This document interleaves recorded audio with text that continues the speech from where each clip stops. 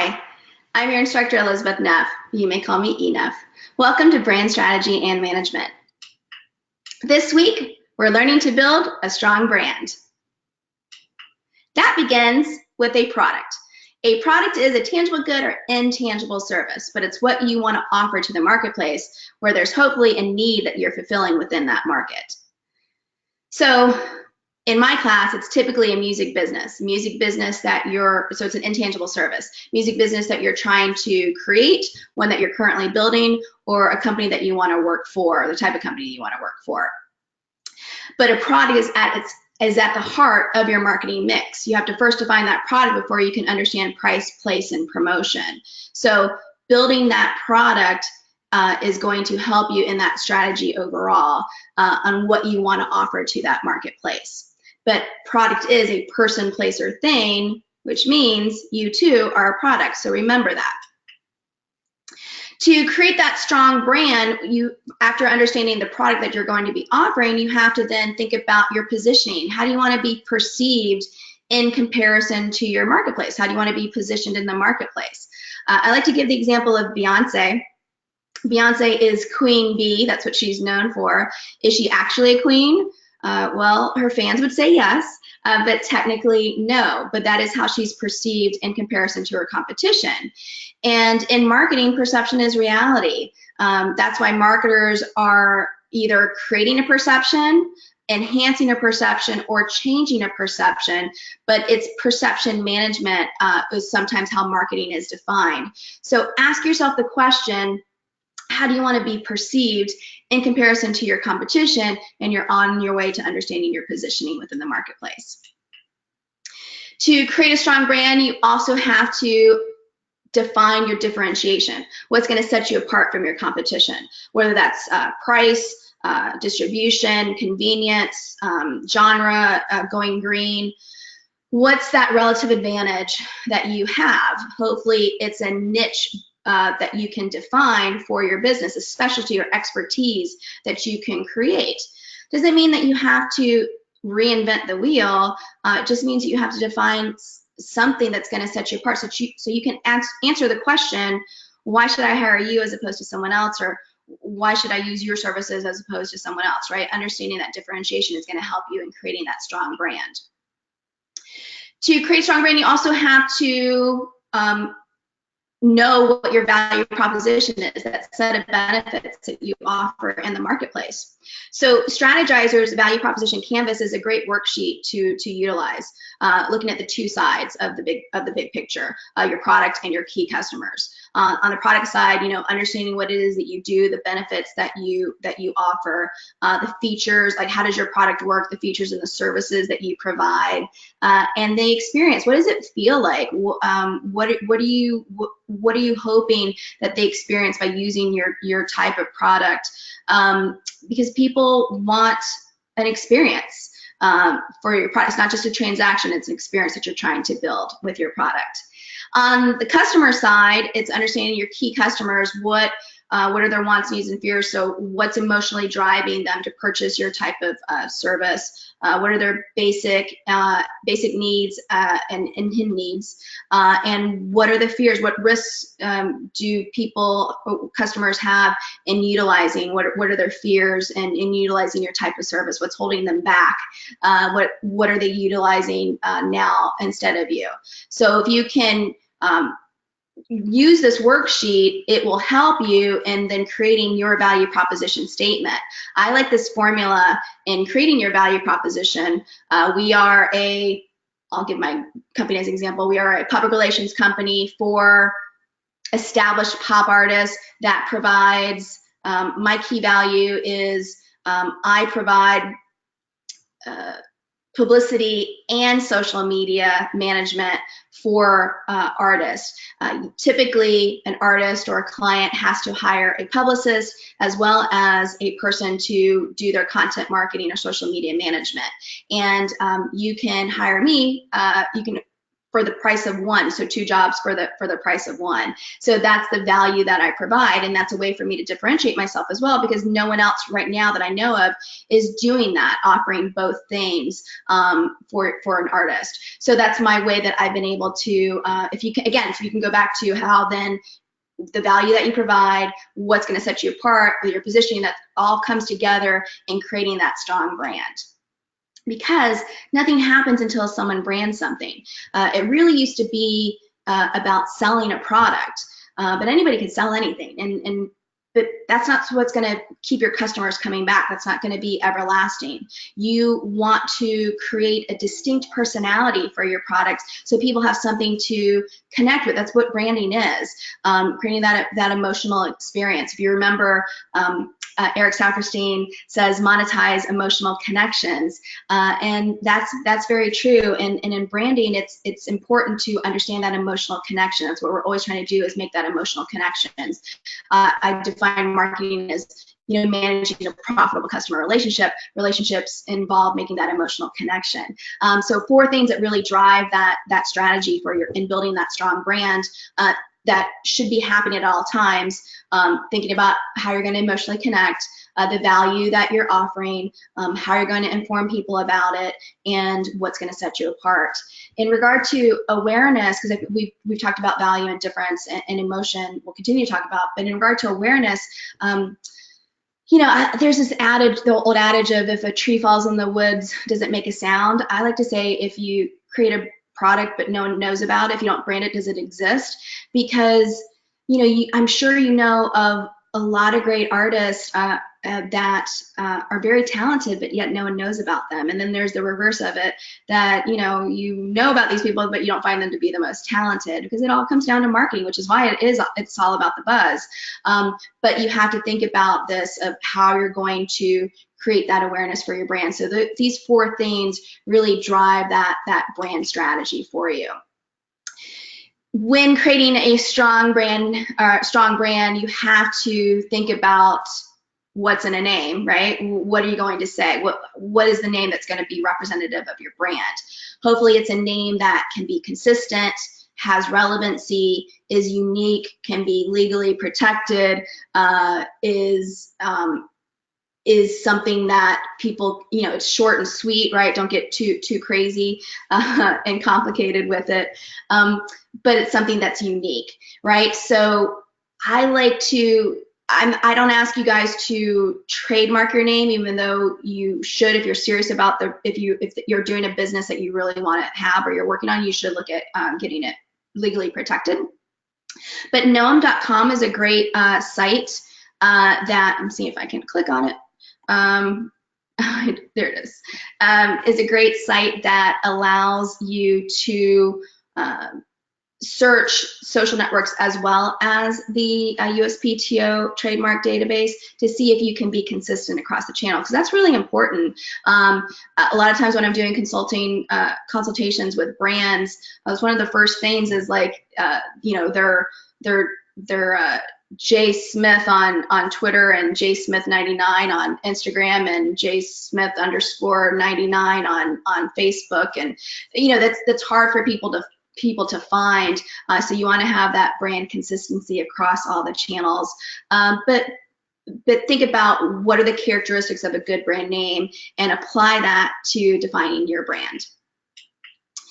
And brands today also have a sound. So think about what's the sound that goes with your brand. There's such a thing as sonic branding, you know, from TV shows to film. You know, they're looking for music to help tell the story and connect with their brand, because music is a natural emotional connection. In my class, you will be needing to, you'll be creating a commercial and a podcast, and you're going to have background music. So start thinking now, what's the sound? What sound does your brand have? There, you know, you can hear a song and you know the artist. You can hear a jingle and you know that brand. Music is proven to help increase awareness for that brand. So start thinking now, what does my brand sound like? And it should be, again, relevant to your your value as well as the needs and wants of your customers who you're trying to reach, right?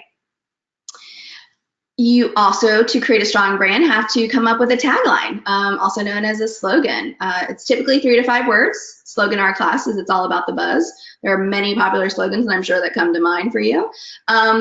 You know, a slogan can be a descriptor or it can be an extension, but it's a memorable phrase. So think about what's that tagline that's going to help customers connect with your brand.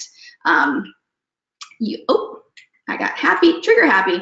You also have to, in creating a strong brand, have a logo. A logo has 3 elements. The 3 elements are the brand name, the tagline, and the graphical element. I don't expect you guys to be graphic artists, but you should utilize your resources in creating a logo, as well as thinking about the colors involved in that logo. What color, you know, what personality, what emotion do you want your brand to convey? This emotion guide is a good example to get you started. You know, do you want to portray warmth and optimism, or, you know, do you want to be calm and balanced, or you know, creative and wise? These are the colors that are associated with those feelings, and these are the brands that utilize those colors. But think about it. Again, it's all tying back to being able to emotionally connect and engage with your customers. Because once you create your brand, yes, if you build it, they will come. But today, it's also about managing that brand, right? It's not just about building the brand, but it's about managing that brand. You know, you can start off with a strong brand by making sure you have a strong point of differentiation and that you have a high point of relevance, that you're relevant to the, you know, the needs and wants of your customers. That's going to give you that vitality. But stature is something that comes with time, making sure that people understand how that regard you highly and that they're familiar with you, that you don't get off right off the bat. That's something that comes with time, right? So you have to be able to understand that a brand is a living entity and it's something that should be managed and not just forgotten about. So there's different ways to manage a brand. You can form partnerships. Any partnership should be strategically beneficial, right? But you could do some co-branding, partner with another brand to create a new brand. You could have a brand extension. Most artists today, if they're signed to a record label, they're automatically, the label's looking to extend their brand because they're looking for additional revenue, because music or artists make their money in touring and merchandise. So you need those additional revenues that will help. If they're a songwriter, great, they're going to have the songwriting. But if not, either way, you need those additional revenues, whether that's by creating a clothing line, fragrance, whatever it may be, to extend, going into acting, whatever it is, to extend your product into different categories other than music. So you have those additional revenue streams when you're not making the music. Having a sponsorship, getting a sponsorship, whether that's a sponsor for, again, clothing or instruments or a tour or even a record, whatever it may be. You know, venues do it all the time. You know, you have Vans Warped Tour, that's a brand sponsorship. But it's mutually beneficial. Target those brands that either have the same audience or the same target audience as you, or that they're looking in to reach your target audience. Either way, these partnerships, both through affiliated marketing as well as influencer marketing, will help manage and grow your brand, because that's what you want to do. People like to see, I mean, you know, I hate to say it, but, you know, celebrities, you know, if you see, and you'll see it all the time, right? When you're watching a music video and they're using their Beat headphones, or listening to something, you know, or drinking some sort of alcohol, that's your stealth marketing, but that's product placement, and those are partnerships, right? So it's different ways to get your brand out there, to maximize exposure and increase awareness. So that's going to give you and help manage that brand. But influencers, and getting, you know, influencers, whether that's the media or it's celebrities or whomever an influencer is, getting them to use your brand is going to help in managing and growing that brand. Because ultimately that's what you want to do, right? You need to, as a marketer, be able to track and grow. There's different ways to do that. You have analytics, of course. Big data is so important today, and it's great. Like if you're on Instagram, make sure you have an Instagram business profile so that you can have those analytics. Facebook has analytics, Google has analytics, Twitter has analytics. Everything has analytics now, and you should. They're there to serve a purpose to help you track and grow. So utilize them.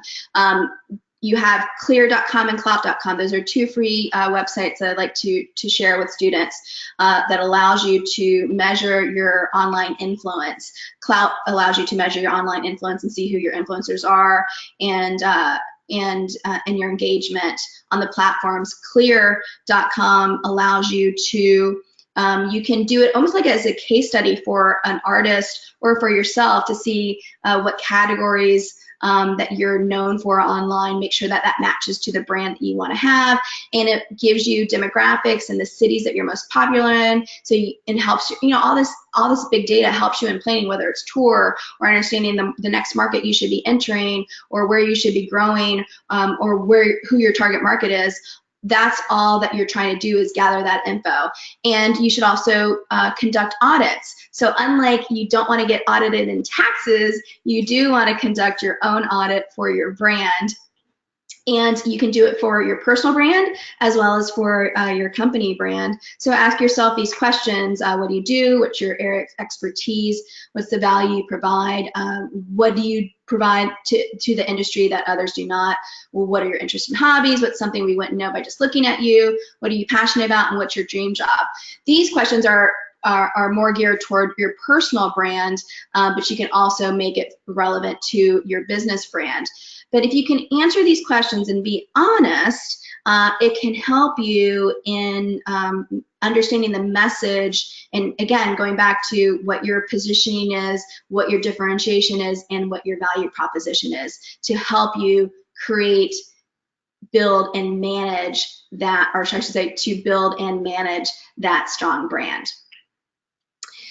Because sometimes, and if you're doing everything right, you can avoid rebranding. Sometimes you can't avoid rebranding, but rebranding is when you have to change the image as well as how you're positioned. If you've noticed over my shoulder, I have a gold record on my wall, and it's from Aaron Carter when I worked with him on the record Saturday Night. When he first entered the marketplace, he was an 8-year-old multi-platinum selling artist.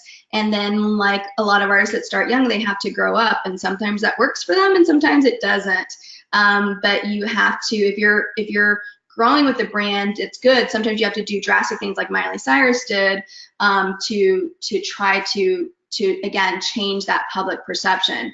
Because going back to a brand with positioning is how you're perceived.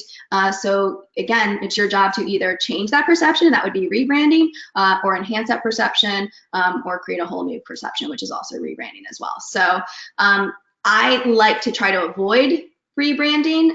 If you are managing that brand, hopefully you do not have to rebrand. If you're being true and authentic to yourself and genuine to yourself, you will not have to rebrand. And that's always my goal, and what I encourage you as well as clients to do is be authentic and be genuine, be transparent, and then there's no need to rebrand because we see you for who you are. You're not promising something that you can't deliver.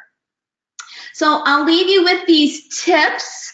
I forgot how they were broken out, so we have little fun stars. But make sure you build a standout brand. That seems, a lot of this is common sense. It seems kind of redundant, but yeah, build a stand-up brand, make it easy to remember, make it easy to pronounce. Again, when you get too complicated, it's confusing and people aren't going to remember it. Make it distinctive, give it a good look, because as we know, image does matter in this business. Create and deliver value, hopefully that's superior value and satisfaction. build equity, that growth that you have, whether that's, you can build equity through associations and awareness and loyalty. So, think of these things and helping you build that equity, building that worth of your brand. Like I said before, make it legal. You should be able to protect it with a trademark.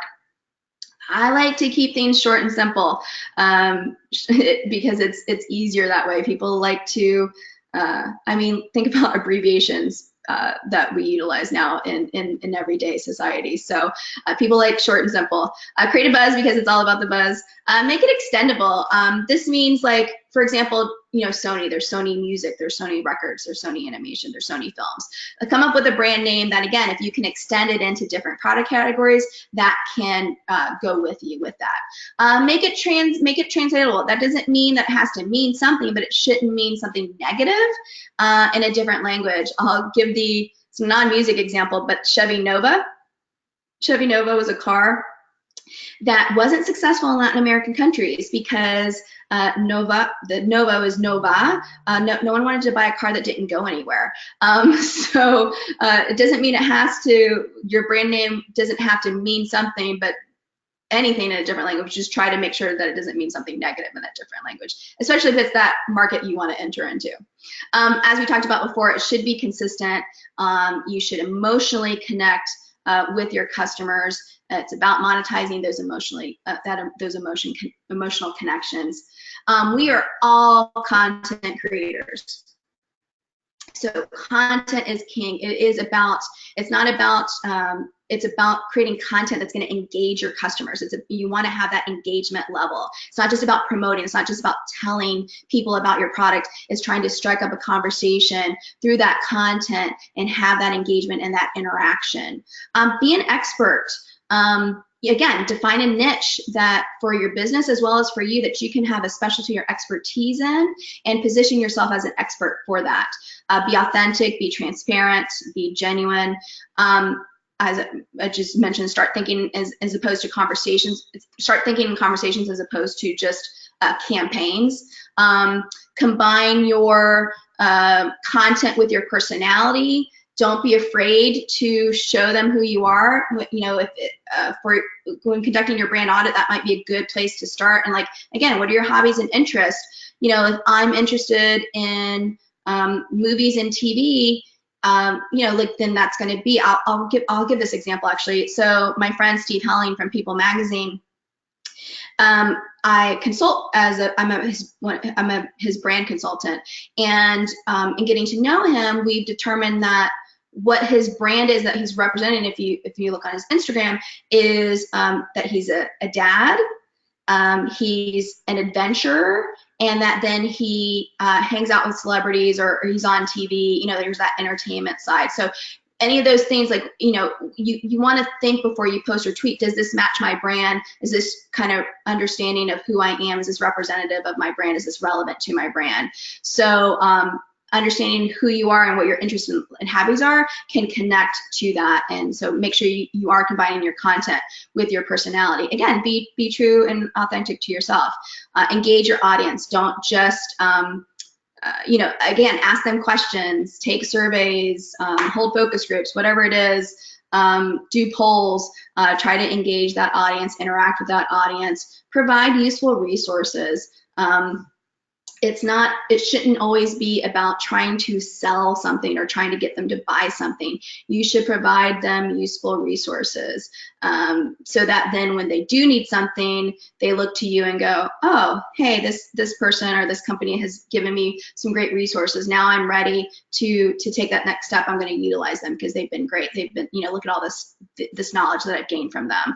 So provide useful resources and turn that expertise into influence, because that's how you can influence through that. So again, you're not always directly selling, you're indirectly selling yourself.